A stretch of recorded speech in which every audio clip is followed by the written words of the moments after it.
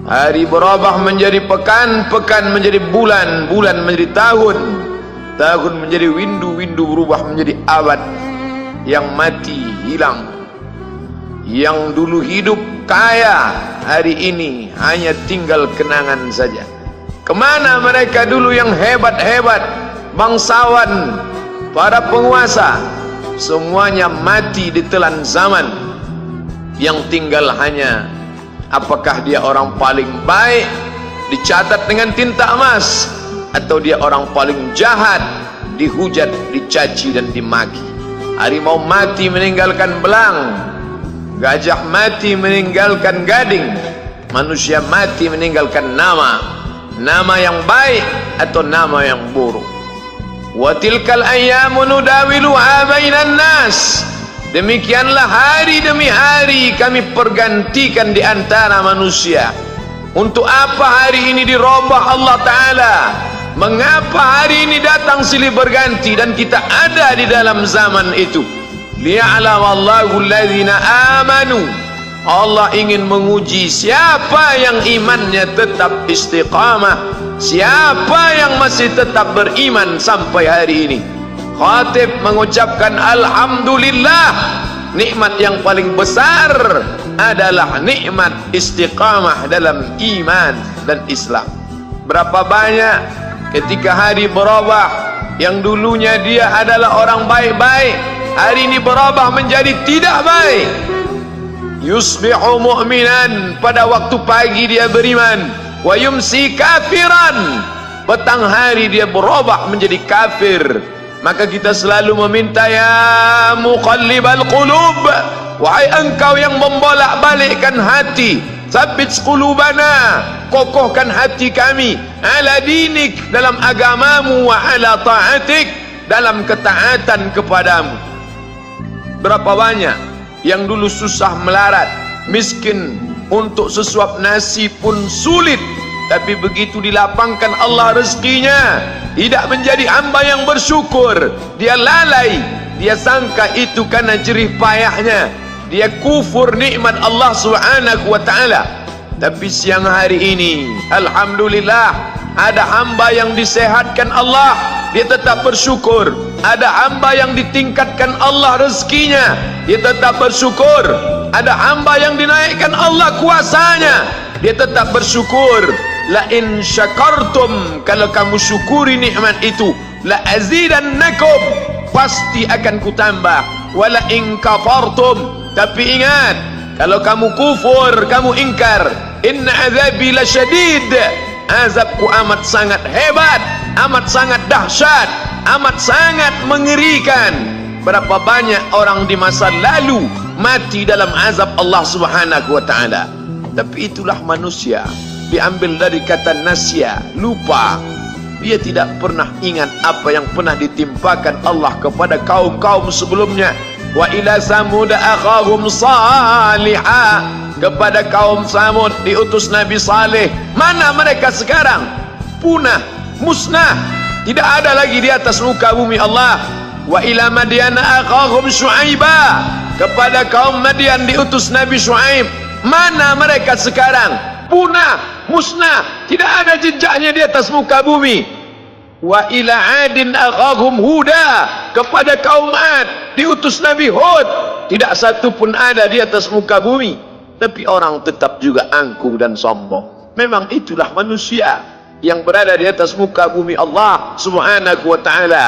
Maka orang-orang yang baik tidak pernah berhenti mengajak kepada kebaikan. Umat ini dikatakan baik bukan karena banyak ibadahnya. Umat ini dikatakan baik bukan karena dia pergi bolak-balik ke kota Makkah Al-Mukarramah untuk haji dan umrah. Allah puji umat ini, kuntum khaira ummah, kalian umat terbaik. Kapan? Bila umat ini disebut umat terbaik? Ta'muruna bil ma'ruf, ketika engkau sanggup mengingatkan saudaramu dalam kebaikan. Pagi ingatkan tentang siang, siang ingatkan tentang petang, petang ingatkan tentang malam, malam ingatkan bahwa esok pagi kita tetap berbuat baik. Wa tanhauna 'anil munkar, larang mereka dari perbuatan mungkar. Maka hari-hari yang sudah kita lewati di masa yang lalu, Sanggupkah akan pulang kembali? Pepatah Arab mengatakan, lan tarji'al ayyamul lati madat, yang lalu tak dapat terulang kembali. Apakah semua itu berlalu begitu saja? Tidak ada yang percuma, tidak ada yang gratis, tidak ada yang sia-sia. Semua akan diminta pertanggungjawaban di hadapan Allah Subhanahu wa ta'ala. Sejak kita tegak di atas muka bumi ini, sejak kita diberikan nafas, diberikan hidup, diberikan nyawa, maka sejak itu kita ditanya, apa khalaqnakum abasa? Apakah kalian kami ciptakan sia-sia? Apakah kami sangka? Apakah kamu semua menduga bahwa kami menciptakan kamu lalu kamu tidak akan kembali menghadap kami? Semua akan diminta pertanggungjawaban di hadapan Allah Subhanahu wa ta'ala. Tidak ada kata yang dapat terucap dari lidah orang beriman selain ucapan astaghfirullahaladzim. Ampunkan segala dosaku di masa yang lalu. Aku lalai dan lupa ya Allah. Kami termasuk orang-orang yang menghilangkan usia kami ya Allah. Kami tak tahu ke mana umur kami selama ini. Berapa jam untuk perbuatan dosa, berapa untuk perbuatan maksiat. Padahal ketika tiba masanya, kami semua akan menghadapmu, dan pada saat itu semua akan dihitung menit demi detik. Detik semuanya tidak ada yang lepas daripada pengawasan. Inna alaikum lahafizin, bersama kamu ada malaikat hafazah kiraman mulia katibin, mencatat. Ya'lamuna ma taf'alun, dia tahu semua yang kamu lakukan. Betapa waktu-waktu yang lalu itu tak dapat kita tebus dengan apapun selain kita perbaiki di masa yang akan datang.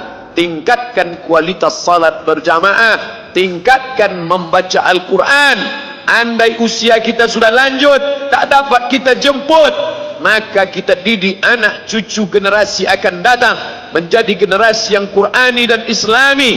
Sab'atun yudhilluhumullah, ada 7 di antara yang dapat naungan Allah. Yauma la dhilla illa dhilluh, hari itu tidak ada naungan kecuali naungan Allah Subhanahu wa ta'ala.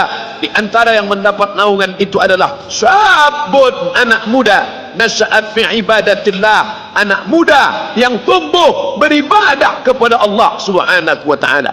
Andai masa muda kita penuh dosa, andai masa muda kita penuh narkoba, andai masa muda kita penuh zina, wal iyadzubillah wa na'udzubillah, jangan sangka Allah tutup pintu taubat. Innallaha la yaghfiru ayyushraka bihi, Allah tak terima taubat orang yang mempersekutukannya. Wa yaghfiru ma duna dzalika liman yasha, tapi taubat selain itu diterima, dibukakan Allah Ta'ala. Mari perbaiki anak menantu, cucu, kawan, sahabat, andai talat, ajak ke jalan Allah Subhanahu wa ta'ala. Itulah salah satu memperbaiki yang masa lalu, kita perbaiki di masa yang akan datang. Di antara tujuan Allah mengapa dia buat kita masih hidup di akhir tahun ini, ya'lamallahu allazina amanu, Allah menguji siapa yang masih tetap dalam istiqamah iman dan Islam. Tujuan kedua, mengapa Allah buat kita hidup sampai hari ini? Wa yattakhidha minkum syuhada, wa yattakhidha minkum syuhada, Allah ingin melihat siapa di antara kita ini yang layak untuk menjadi syuhada, iskariman, hidup mulia, au mutsyahidan, atau mati syahid. Pilihan orang Islam tidak banyak. Kalau hidup, hidup mulia. Kalau mati, mati syahid. Jangan hidup hina, mati terlunta-lunta, tidak diterima Allah Subhanahu wa ta'ala. Hidup mulia atau mati syahid dipersaksikan oleh para malaikat. Man kharaja fi talabil ilmi, siapa yang keluar rumah dengan niat menuntut ilmu, fahuwa fi sabilillah, maka dia seperti orang yang berjihad fi sabilillah, yang jauh meninggalkan kampung halaman, menuntut ilmu di perantauan. Jangan kau sangka kau anak yang terbuang, engkau adalah seorang syahid. Andai mati dalam perjalanan, maka matimu adalah seorang yang mati syahid. Mencari rezeki yang halal, meninggalkan anak dan istri demi untuk memberikan nafkah, menjaga diri dari riba, menjaga diri dari Arab, menjaga diri dari syubhat. ditinggalkan anak yang masih kecil, istri yang memerlukan kasih sayang. Kutinggalkan kalian bukan karena hawa nafsu, tapi ingin mencari yang halal. Tetesan air mata, penuh keringat dan kerinduan, munajat di tengah malam, dibayar Allah Ta'ala dengan tetesan darah seorang syahid. Man mata duna malihi, siapa yang mati membela kehormatan hartanya, fahuwa syahid, maka dia mati syahid. Betapa seorang yang susah melarat hanya untuk menjaga diri dari yang haram dan syubhat, Allah muliakan dia. Inna akramakum indallah, yang paling mulia di antara kamu di sisi Allah, atqakum, yang paling takut kepada Allah. Ramai kita di rumah Allah ini, yang paling kaya kah yang paling mulia? Tidak. Yang paling ganteng dan paling hebat kuasanya kah yang paling mulia? Bukan. Yang paling berilmu, buya, kiai, ulama, apakah dia yang paling mulia? Tidak ada jaminan. Tapi yang paling takut kepada Allah Subhanahu wa ta'ala, takut terjerumus dalam riba, takut terjerumus dalam syubhat, takut makan haram, sehingga dia biarkan dirinya dalam kesusahan, susah dalam pandangan manusia, melarat dalam pandangan orang kaya, tapi hidup mulia dalam pandangan Allah, para malaikat, nabi dan rasul. Hari ini orang itu dikatakan bodoh, hari ini dia dikatakan goblok, hari ini dia dikatakan kamu tolol sekali. Mengapa tidak kamu pakai kekuasaanmu? Mengapa tidak kamu pakai kesempatan? Hidup hanya sekali, pakailah sesuka hati. Tapi dia takut kepada Allah Subhanahu wa ta'ala. Pagi dan petang dia katakan, Allahumma ajirna minan nar, Allahumma ajirna minan nar, Allahumma ajirna minan nar. Selamatkan kami, aku, istriku, anakku, keluargaku dari api neraka, ya Allah. Betapa kehidupan yang singkat, tapi di tengah hidup yang singkat ini banyak yang tidak sadar, sehingga azab yang dia terima lama, berkekalan, khalidina fiha abada, kekal selama-lamanya. Kullama nadijat juluduhum, ketika kulit mereka gosong, hangus, berbakar, batalna juludan ghairaha, kami ganti dengan kulit yang baru. Hangus, gosong, terbakar, hitam, melepuh, menjadi arang, dia diganti dengan kulit yang baru. Liyadzuqul azab, supaya mereka merasakan sakitnya azab. Mereka yang melihat azab itu berteriak, Rabbana absarna, Rabbana, ya Tuhan kami, absarna, mata kami sudah melihat, wa sami'na, telinga kami sudah mendengar, farji'na, kembalikan lagi kami ke dunia, balikkan lagi kami ke dunia, kami tak tahan, farji'na, kembalikan kami ke dunia, na'mal salihah, kami ingin beramal saleh. Penyesalan tak lagi bermakna. Hari itu air mata tak ada gunanya. Hari itu bukan hari berdoa, hari itu bukan hari meminta, hari itu bukan hari munajat, hari itu adalah hari pembalasan. Hadza yaumul hisab, ini hari perhitungan. Segala amal akan dituntut, segala perbuatan akan dibalas. Sebesar apapun perbuatan akan diminta pertanggungjawaban di hadapan Allah Subhanahu wa ta'ala.